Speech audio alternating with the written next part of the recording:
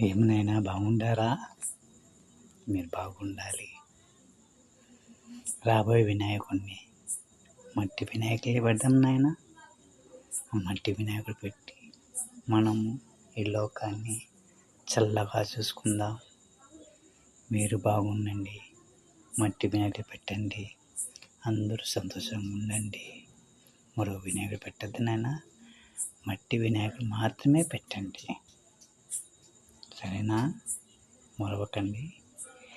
ఆ శివుడు పుత్రుడే అయిన గణపతి మీకు చల్లగా చూస్తాడు.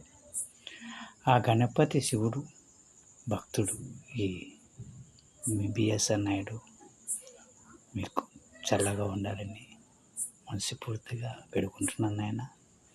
భద్రం. అందరూ బాగుండండి. మట్టి వినాయకులే పెట్టండి.